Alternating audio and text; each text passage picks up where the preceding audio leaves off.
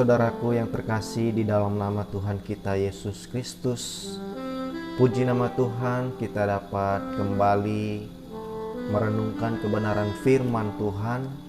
Sebelumnya mari kita bersatu di dalam doa.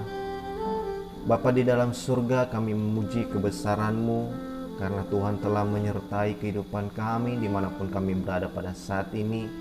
Bahkan Tuhan telah melepaskan kami dan melindungi kami dari segala wabah penyakit yang terjadi di dalam dunia pada saat ini.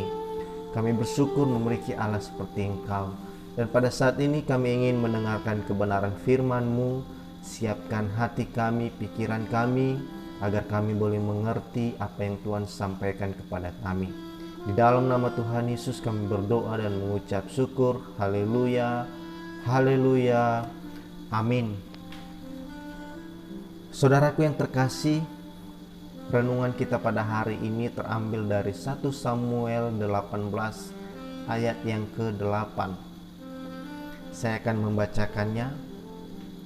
Lalu bangkitlah amarah Saul dengan sangat, dan perkataan itu menyebalkan hatinya, sebab pikirnya kepada Daud diperhitungkan mereka berlaksa-laksa, tetapi kepadaku diperhitungkannya beribu-ribu. Akhirnya jabatan raja itu pun jatuh kepadanya. Saudaraku, tema kita pada hari ini adalah takut tersaingi.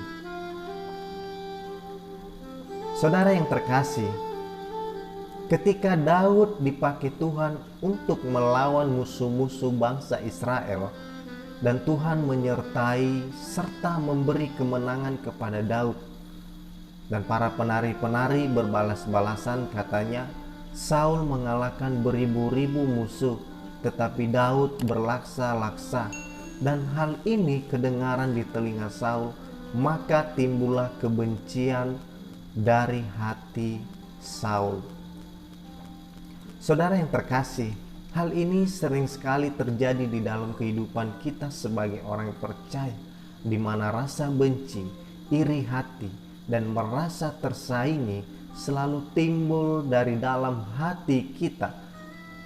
Ketika orang lain memperoleh keberhasilan yang lebih dari kita, misalnya ketika melihat tetangga kita membeli mobil baru, rasa iri hati pun timbul. Ketika kita melihat teman sekerja kita dinaikkan jabatannya, rasa iri hati timbul dalam hati kita. Dan melihat teman pelayanan di dalam gereja mendapat pujian dari orang lain, hati kita gelisah dan merasa tersaingi meskipun dia sudah melakukan yang terbaik. Saudaraku yang terkasih dalam nama Tuhan Yesus, segala sifat ini hanyalah memberi kesempatan kepada iblis untuk bertahta di dalam hati kita sebagai orang percaya, di mana iblis memasuki celah-celah yang kosong untuk membujuk serta mempermasalahkan segala yang kita lihat dan yang kita dengar. Saudara yang terkasih, mestinya kita bersyukur kepada Tuhan, di mana orang-orang yang berada di sekitar kita mendapat berkat dari Tuhan. Bahkan ketika teman sepelayanan kita pun bisa dipakai Tuhan secara luar biasa, harusnya kita bersyukur. Ada banyak jiwa-jiwa yang melayani Tuhan dengan semangat yang begitu menggebu-gebu. Saudaraku, rasa takut tersaingi hanyalah membuat kita jauh dari Tuhan. Rasa takut tersaingi menutup berkat-berkat Tuhan yang melimpah. Rasa takut tersaingi dapat membutakan mata hati kita. Rasa takut tersaingi menjadi batu sandungan bagi semua orang.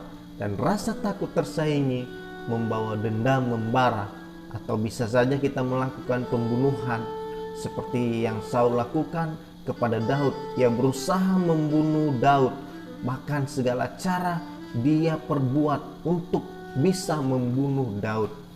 Akibat rasa takut tersaingi adalah, saudara-saudaraku, Saul kehilangan kedudukannya sebagai raja atas bangsa Israel, dan roh Allah yang ada dalam dirinya meninggalkannya sehingga roh jahat menguasainya. Saudaraku, bagaimana dengan kita saat ini? Apakah kita ingin seperti Saul yang hanya mementingkan diri kita sendiri kita tidak mau melihat orang lain bahagia dan mendapat perlakuan yang sama dari orang lain. Mari saudaraku, perbaharui hati kita agar menjadi pribadi yang disukai oleh Tuhan kita Yesus Kristus. Karena segala sesuatu yang kita lakukan bukanlah semata-mata untuk manusia, melainkan hanya untuk hormat kemuliaan bagi nama Tuhan kita Yesus Kristus.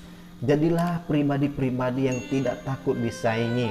Ketika kita melihat orang lain, mari kita bersyukur, kita mensupport mereka agar mereka lebih dipakai Tuhan secara luar biasa. Ya, malah kita membantu mereka, kita memberikan dorongan yang luar biasa sehingga banyak orang-orang yang dimenangkan yang bisa melayani Tuhan dimanapun mereka berada pada saat ini. Puji nama Tuhan. Demikian firman Tuhan. Haleluya. Amin.